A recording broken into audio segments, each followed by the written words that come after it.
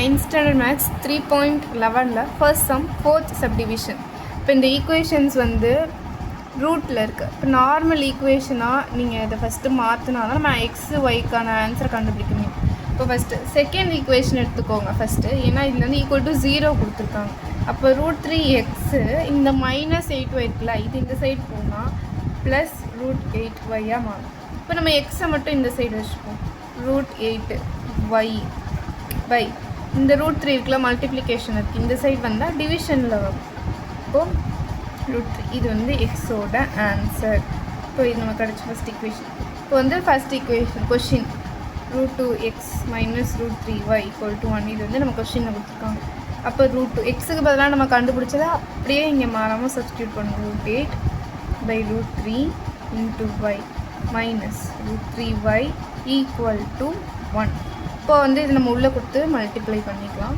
√2 × √8 நான் சொல்லியிருக்கேன்.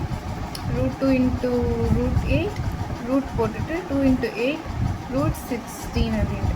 அப்போ √16/√3y ஓகேவா, -√3y = 1. இப்படி நம்ம ஈக்குவேஷன் இப்போ மாறிருக்கு. இப்போ வந்து இங்கே கீழே ஒன்றுமே இல்லை அப்படின்னா நம்ம எல்சிஎம் எடுப்போம். √16y -√3y இன்ட்டு இந்த √3 வந்து மேலேயும் நமக்கு வரணும். அப்போ தானா மொத்தமாக √3 போட்டுக்கோங்க = 1.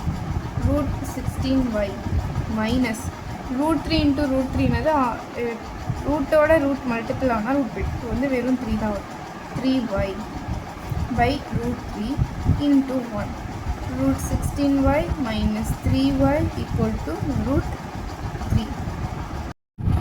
இப்போ √16y √16 நம்ம எப்படி எழுதலாம்? 4 × 4 16 தான். அப்போ வந்து 4² √2² கேன்சல் ஆச்சுன்னா 4. அப்போ வந்து இந்த √16க்கு பதிலாக 4y -3y = √3. இப்போ 4y -3y எல்லாம் வரும் பாசிட்டிவ் சைன், ஏன்னா 4 தான் பெரிய நம்பர். இப்போ y = √3 வருமா?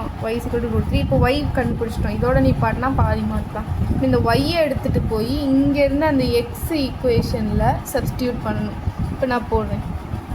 x = √8y/√3 x = √8/√3 இன்ட்டு ஒய்க்கு பதிலாக நம்ம கண்டுபிடிச்ச √3 கேன்சல், இந்த மல்டிப்ளிகேஷன் டிவிஷன்னா கேன்சல். அப்போ x = √8. இதுதான் ஆன்சர். இப்போ இந்த சம் நீங்கள் எடுக்கணுனாலே நீங்கள் மெயின் பண்ண வேண்டியது இங்கே இருக்க செகண்ட் ஈக்குவேஷன் எடுத்துக்கணும். ஏன்னா 0 இருக்குது. இந்த சைடு போனால் இப்போ நமக்கு ஒரு வேரியபிளுக்கான ஆன்சர் எடுத்தோடனே கிடைச்சோம். அந்த வேரியபிள் எடுத்துகிட்டு போய் இன்னொரு பேலன்ஸுக்கு இன்னொரு ஈக்குவேஷனில் சப்ஸ்டியூட் பண்ணால் இன்னொரு வேரியபிளுக்கான எக்ஸு ஒய் ரெண்டுக்குமே ஆன்சர் கிடச்சிடும். நீங்கள் ஃபஸ்ட் ஈக்குவேஷன் இதில் எடுத்திங்கன்னா சம் வந்து ரொம்ப காம்ப்ளிகேட்டாக தான்.